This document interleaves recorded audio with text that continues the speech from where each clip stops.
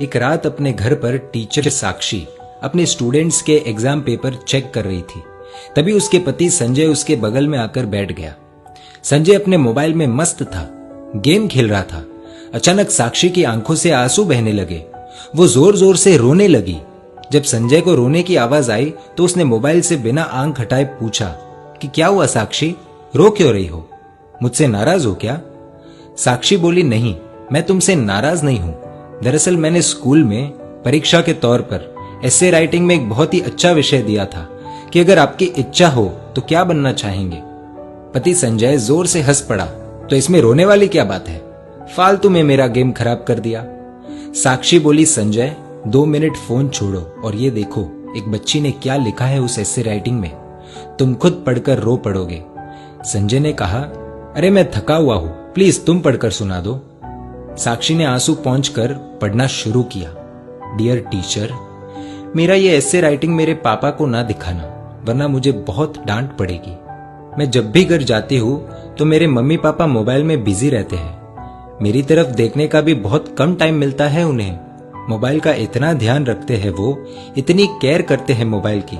वो मुझसे ज्यादा तो उनके फोन से प्यार करते हैं। मेरे पापा और मम्मी शाम को थक जाते हैं, लेकिन उसके बाद मेरे साथ वक्त नहीं बिताते, अपने मोबाइल के साथ वक्त बिताते हैं। उनके पास उनके मोबाइल के लिए बहुत समय है, लेकिन मेरे लिए बिल्कुल भी समय नहीं है।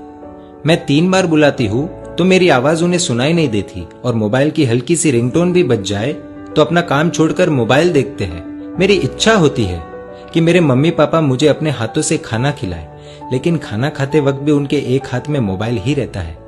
मैंने तो सुना था सुबह उठकर एक माँ अपने बच्चों को उठाती है, देखभाल करती है, लेकिन मेरी मम्मी सुबह उठते ही मोबाइल देखती है, मुझे कभी नहीं उठाती। मेरे पापा अपने मोबाइल में पूरे दिन फालतू वीडियोस देखते हैं, हर समय गेम खेलते रहते हैं, लेकिन अगर मैं उनके पास मेरा कोई काम लेकर जाऊं तो कहते हैं बेटा आई एम बिजी।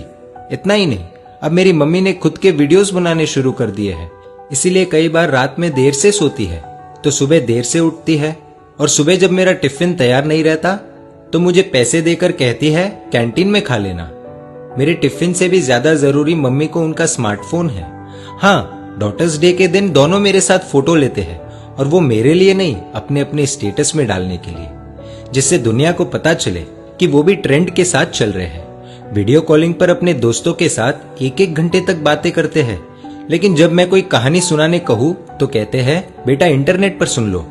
वो दोनों ही मेरी आदतें बिगाड़ रहे हैं। फिर कल अगर मैं गलत रास्ते पर चली गई तो पूरी दुनिया मुझे गलत बताएगी। इसलिए मेरा हमेशा से सपना रहा है कि मैं भी एक स्मार्टफोन बन जाऊं।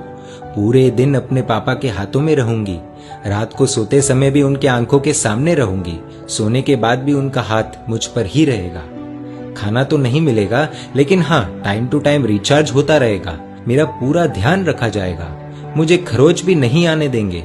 जहां भी जाएंगे मुझे अपने साथ ले जाएंगे, हमेशा दोनों की आंखों के सामने रहूंगी। संजय थोड़ा भावुक हुआ, लेकिन फिर से अपने गेम में लग गया और साक्षी से बोला कि ठीक है, अच्छा लिखा है, इसमें रोने जैसा कुछ नहीं है। तुम्हें इतनी सी बात पर रोना क्यों आ गया Sakshi? Be strong, come on. तो साक्षी ने कुछ ऐसा कह दिया कि खुद संजय भी अपने आप को संभाल नहीं पाया। साक्षी बोली कि संजय, ये ऐसे जिसने लिखा है वो अपनी ही बेटी है। दोनों के आंसू रुकने का नाम नहीं ले रहे। भागते हुए अपनी बेटी की बेडरूम में गए, देखा कि वो अपने मम्मी पापा की तस्वीर से लिपटकर सो रही है। ये दृश्य देखकर दोनों को रोना आ गया। साक्षी और संजय दोनों ने अपनी बेटी को नींद से जगाया। उसको उठाकर दोनों ने क्षमा मांगी, कहा कि बेटी, तुमने हमारी आंखें खोल दी, हमें माफ कर दो। अब से स्मार्टफोन नहीं, तुम हमारी आंखों के सामने रहोगी। पूरे परिवार के लिए बहुत ही भावुक पल था। दोस्तों, इस कहानी से आपको क्या सीख मिली, कमेंट द्वारा बताएं। और अगर आपको लगता है कि ये कहानी शेयर करने जैसी है तो तुरंत अपने दोस्तों, परिवारजनों और रिश्तेदारों के साथ शेयर कीजिए। और ऐसी सुंदर कहानियों के लिए emotional video stories page like कर दीजिए और YouTube पर हमें सब्सक्राइब कर दीजिए।